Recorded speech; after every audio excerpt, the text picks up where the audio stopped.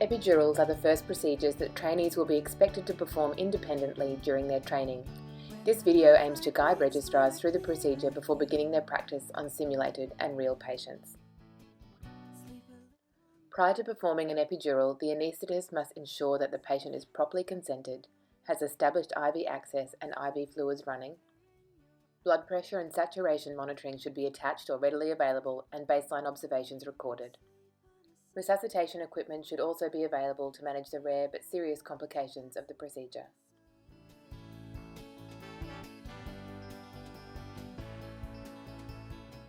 The patient is seated on the side of the bed with their feet on a stool, and the bed height is raised to a level of comfort for the anaesthetist while ensuring that the patient's feet remain on the stool. The patient, supported by their partner or a midwife, should be encouraged to slouch over, pushing their lumbar spine towards the anaesthetist in an effort to allow easy access to the epidural space. Labour epidurals are typically inserted at the L3-4 or L4-5 interspace to minimise potential risk of trauma to the spinal cord, which ends at L1 in adults. The horizontal line drawn between the two iliac crests is the intercristal line and typically indicates the L4-5 interspace. Identification of this landmark allows identification of other interspaces also. Before scrubbing, the anaesthetist should ensure that their hair and face are covered and prepare their workspace.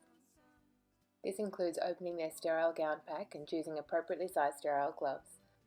The anaesthetist should also open their sterile epidural setup tray and add any additional equipment such as an 18-gauge epidural kit, 20ml syringe, tegaderm, and the test dose local anaesthetic solution.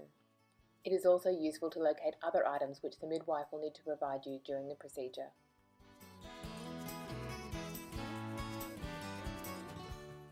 Once the anaesthetist has scrubbed and put on a gown and gloves, the skin should be prepped with a tinted chlorhexidine solution. Swabs should be applied in a circular motion to the skin over the lumbar area and then discarded from the tray to avoid inadvertent introduction of chlorhexidine during the neuraxial blockade. The skin is prepped again to ensure adequate asepsis, then allowed to dry. Finally, a sterile drape is applied and the patient position should be optimised for the procedure. It is useful to organise your tray prior to beginning the procedure. This includes a 5ml lignocaine containing syringe with a sharp needle, green gauze and 20ml of saline in a galley pot.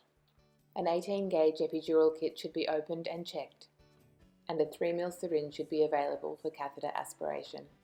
Local anaesthetic and a 20ml syringe for the test dose should be available, as should a locket device and a tegaderm for securing the epidural. The filter and the catheter should be connected and flushed to ensure patency prior to insertion into the patient.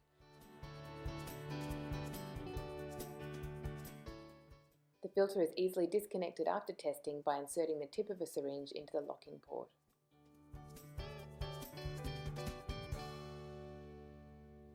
After reconfirming patient positioning and landmarks, the anaesthetist uses the 5ml syringe of lignocaine to numb the desired interspace. Deeper structures have fewer pain fibres, so attention should be paid to creating a good wheel of local anaesthetic superficially. This is usually the most uncomfortable part of the procedure, but patients fare better if they are advised that the local anaesthesia will freeze or numb the area rather than be painful. The local anaesthesia needle can also be used as a seeker needle to confirm the patency of the chosen interspace. If the local anaesthesia needle cannot pass easily, it may be better to attempt insertion at another interspace.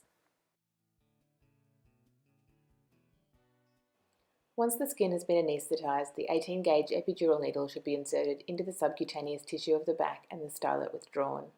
The saline-filled loss of resistance syringe is then attached to the hub of the epidural needle, and the anaesthetist prepares to identify the epidural space with the loss of resistance technique. As the needle is advanced, continuous pressure should be maintained on the plunger of the syringe to avoid missing the epidural space and creating an inadvertent dural puncture. Loss of resistance once the space is reached should be obvious. Once loss of resistance is felt, the syringe is removed while holding the epidural needle steady. Note the depth at which the epidural space is encountered and insert the catheter through the epidural needle and into the epidural space.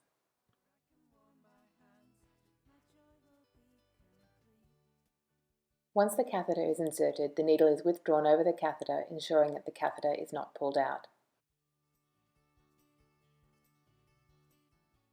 The proceduralist should aim to leave 5 cm of epidural catheter within the epidural space.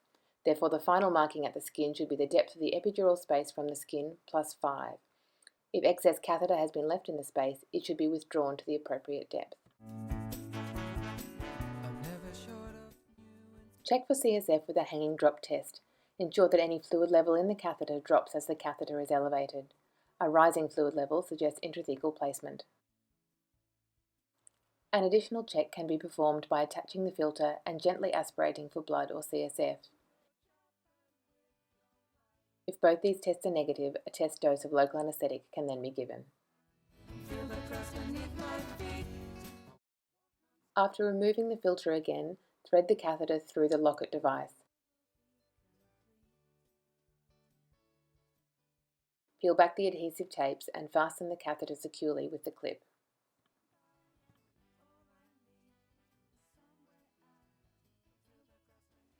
After reattaching the filter, apply a tegaderm over the locket device and secure both the tegaderm and the catheter with Mefix. It is important to ensure that the catheter marking at the skin is still visible to ensure that the catheter remains the desired depth throughout the epidural's use. It is easiest if the epidural catheter is secured on the same side as the patient's cannula.